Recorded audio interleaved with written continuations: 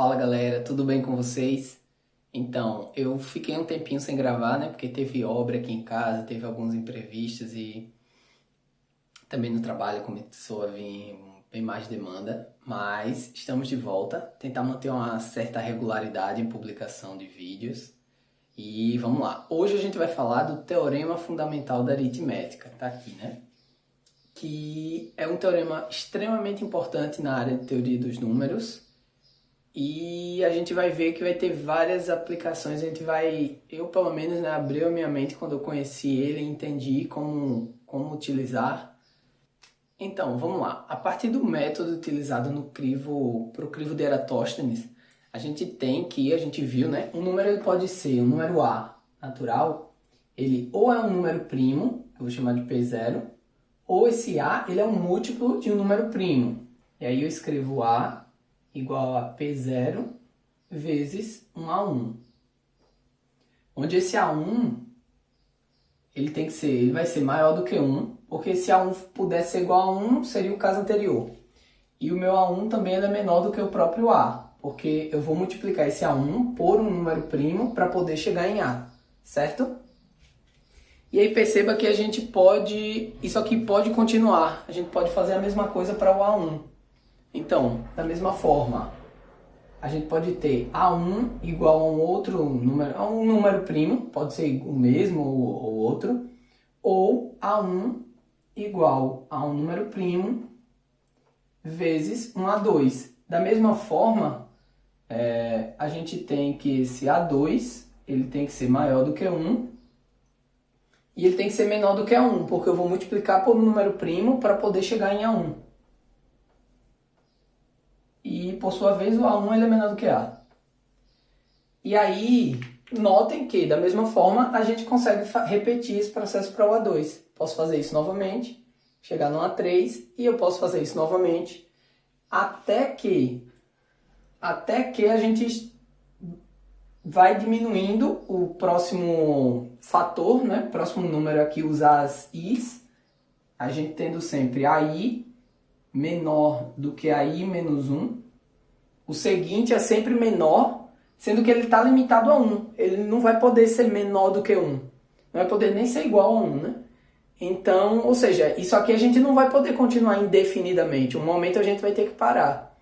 Porque a gente está partindo de um número natural e está diminuindo, mas não vai chegar a 1. Certo? Ou seja, isso aqui vai ter que parar em algum momento. E aí, daqui, a gente chega que o A, né, ele é igual a P0 vezes A1, sendo que A1 é P1 vezes A2, sendo que o A2, se ele não for um número primo, né, se o A1 não for um número primo, a gente consegue repetir isso para o A2, escrevendo o P2 vezes 1A3, e assim sucessivamente, até que em um momento a gente vai parar. Isso quer dizer que a gente consegue escrever o A, nosso A, a gente vai chegar em um dado momento que a gente consegue escrever A como sendo uma multiplicação de números primos, até chegar em um PR, que digamos é onde o AR que a gente parou, certo? Então aí já é a primeira parte, a gente consegue escrever qualquer número natural como multiplicação de primos. Isso aqui Euclides já tinha provado no livro dele, os elementos de Euclides. E aí, né, como eu falei, Euclides já tinha chegado àquele resultado, que aqui está escrito na proposição de Euclides, que ele já tinha publicado nos elementos de Euclides de Alexandria, em que ele diz que todo número natural A maior do que 1, ou ele é um número primo, ou ele se escreve como um produto de números primos. Certo, agora vamos mostrar que essa escrita, né, que a gente mostrou de a decomposição de um número natural A em fatores primos, A igual a P1 vezes P2 até PR, ela é única a menos da ordem dos fatores, tudo bem? E aí, para isso, vamos começar mostrando duas propriedades. A primeira é a seguinte: dado o número A natural e o número P', a gente vai ter que ou P divide A, ou o MDC entre A e P é igual a 1. se P não divide a gente tem que... Note que os únicos divisores de P, como P é primo, né? A definição de número primo, ou seja, os únicos divisores de P são 1 e o próprio P. Essa é a definição de número primo. Se o P ele não divide A, então o único número que vai dividir ambos, o máximo divisor comum, e seria o único divisor comum entre P e A, vai ser 1. Porque o único outro número que pode dividir P é o próprio P. Então, se o P ele não pode dividir o A, então o MDC entre A e P é igual a 1. E a gente concluiu no caso, se o P não divide A, a gente tem que o MDC entre eles é igual a 1. Agora, se o P divide A, então os únicos divisores de P, novamente, é 1 e P. E como o P divide A, então o máximo divisor comum vai ser o próprio P. Certo? Então, a gente chega aqui, ou o P divide A, e nesse caso o MDC é diferente de 1, ou o MDC é igual a 1 e o P não divide A. Certo? Agora, essa outra proposição que a gente também vai precisar, e novamente eu vou fazer referência a um teorema que eu venho fazendo referência algumas vezes já, dados A e B números naturais e um P'. Se o P divide A vezes B, implica que ele ou P divide A ou P divide B. Da propriedade que a gente acabou de demonstrar, se o P ele não divide A, né? Vamos supor que ele não divida A. Então a gente tem que o MDC entre A e P é igual a 1. E aí agora eu vou chamar aquele teoreminha que diz que se... vamos colocar x e y agora. Se x... Vou colocar ele na tela, o teorema. Se x divide y vezes z e o MDC entre x e y é igual a 1, então o x obrigatoriamente divide o z. Certo? Se P não divide A aqui, né, então o MDC entre A e P é igual a 1. Só que eu sei que o P ele divide A vezes B. E aí, como ele não divide o A e o MDC entre P e A é igual a 1, implica que o P divide B. Certo? E a gente pode fazer de uma forma análoga, só colocar aqui, começar, se o P não divide A, divide B. Se o P não divide B, implica que o MDC entre B e P vai ser igual a 1. E daí, como a gente tem que o P divide A vezes B, mas agora o MDC entre P e B é igual a 1, a gente tem que ele vai ter que dividir o A. Beleza? Então, ou o P, se ele divide uma multiplicação de dois números naturais, ele vai ter que dividir ou um ou outro. Tudo bem? Agora vamos substituir A e B por primos, P1 e P2. Se o número primo P divide P1 vezes P2, a gente tem que P divide P1 ou P divide P2, certo? Só que quem são? A gente sabe que todos os três são números primos. Mas quem são os únicos divisores de P1? Os divisores de P1 é 1 e P1. Se P é um número primo e ele divide P1, então ele tem que estar nesse conjunto. Ele ou a gente vai ter P igual a 1, só que nesse caso P não seria número primo, 1 não é primo. 1 não é nem primo nem composto, tá? Não entra na definição. Ou então P teria que ser igual a P1, que é justamente o caso. Se P divide P1, a gente vai ter que P é igual a P1. Da mesma forma que os únicos divisores de P2 são 1 e P2. Se o P divide P2 e ele é primo, a gente tem que ter P igual a P2. Certo? Então, se tratando de números primos, se P divide P1 vezes P2, a gente vai ter o seguinte. A gente vai ter que P é igual a P1 ou P é igual a P2. Tudo bem? E aí a gente pode generalizar isso da seguinte forma. Se eu tenho que um número primo P divide P1 vezes P2 vezes PR, implica que esse número P, esse primo, ele vai ser igual a algum primo PI nesse intervalo I indo de 1 até R. Bom, agora sim a gente tem tudo o que precisa para mostrar a unicidade da escrita da fatoração de um número natural em números primos. E vamos lá. Sejam todos esses... sejam P1 até PR números primos, tal que a sua multiplicação dá igual ao número natural A. A igual a P1 até PR.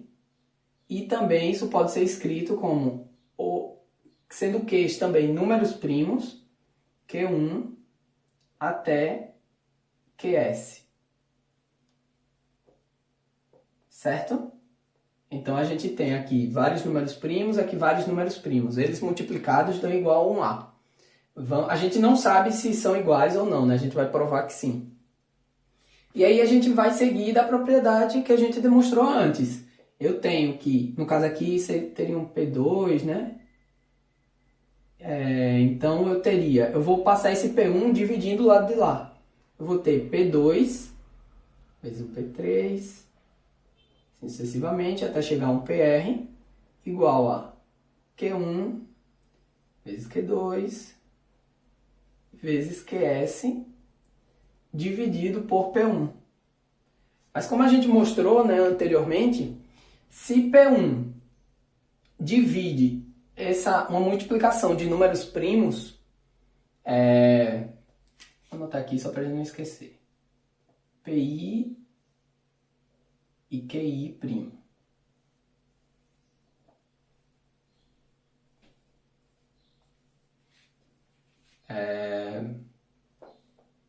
P e QJ.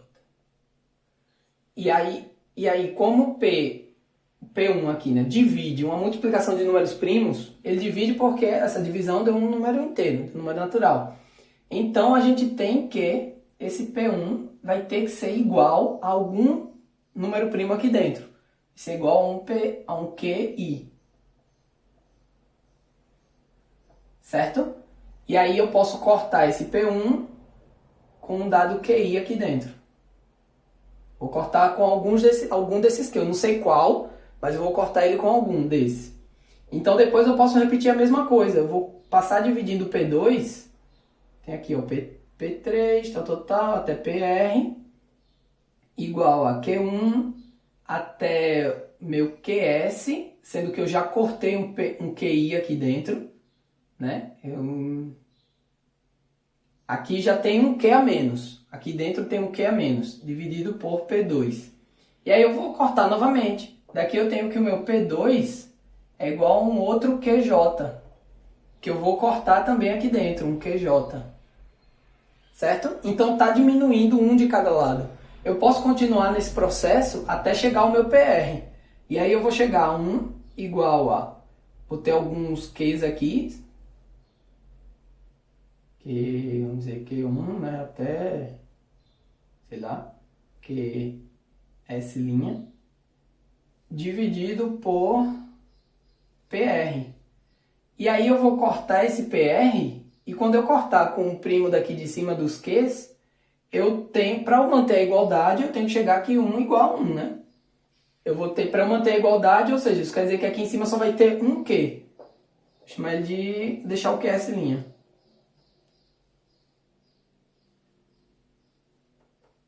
E aí, né, daqui eu tenho que o meu PR é igual a QS'. Certo. O que é que a gente já pode tirar daqui? Que eu seguindo dessa forma, eu vou ter, quando eu cortar o último P, eu tenho que cortar o último Q para eu poder ficar com 1 igual a 1. Então a gente já vê que R é igual a S, ou seja, a mesma quantidade de primos que eu tenho desse lado vai ter que ser igual à mesma quantidade de primos que eu tenho desse lado. E a cada passo a gente foi vendo que eles têm que ser, um primo do lado de cá vai ter que ser igual a um primo do lado de lá. E isso a cada etapa. Ou seja, a menos de uma, vamos dizer assim, de uma embaralhação aqui, da ordem dos fatores de Qs e de Ps, eles são iguais, porque a cada etapa eu vou cortando um de cada lado e no final eu chego 1 igual a 1. Eu chego que quando eu acabei de cortar os do lado de cá, acabaram também os do lado de lá, para poder manter a igualdade válida, tá bom? Então, como a gente tem que R é igual a S, no caso aqui estava S, né? De R igual a S, então eu posso escrever P1, P2, PR como Q1, Q2 até com QR. E a menos da ordenação, ou seja, a gente tem a mesma quantidade de primos aqui e aqui, e cada um deles tem um correspondente do outro lado. Então eu posso reordenar aqui os índices de modo a chegar a P1 igual a um Q1 e assim sucessivamente até PR igual a um QR, certo? E aí agora a gente consegue enunciar o teorema fundamental da aritmética, que é o que eu vou apagar aqui e escrever. Certo, então finalmente a gente chega ao enunciado ao que é o teorema fundamental da aritmética, e esse teorema é importantíssimo, eu acho maravilhoso como a gente consegue chegar a um resultado assim, que dado um número natural A maior do que 1, existe, isso aqui eu acho que eu já comentei aqui no canal, vocês já devem estar sabendo, é o símbolo de existe em matemática, e o não existe seria ele com traço. Existe um R maior do que 0, número natural também, né? Em números primos, P1 menor do que um P2 até um PR. Coloquei menores, né, justamente porque assim a gente percebe que são números primos distintos, tá? Não se repetem os primos. Caso eles se repitam, né, a gente vai juntá-los em uma potência. P1 menor até chegar a um PR e números naturais, N1 até NR, tais que A é igual a P1 elevado a N1 vezes P2 elevado a N2 até PR elevado a NR.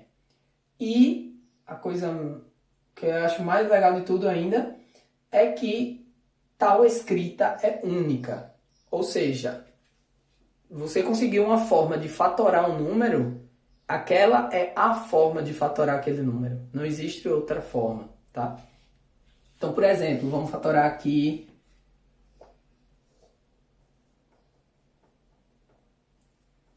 84. Dividido por 2, cai para 42. Dividido por 2 vai cair para 21. Vai ficar assim mesmo. E aí aqui eu consigo dividir por 3, cai 7. E aí os fatores primos são esse aqui, né? Esses aqui. Então 84 é igual a 2 ao quadrado vezes 3 vezes 7. E essa é a única forma de se escrever em fatores primos o número 84.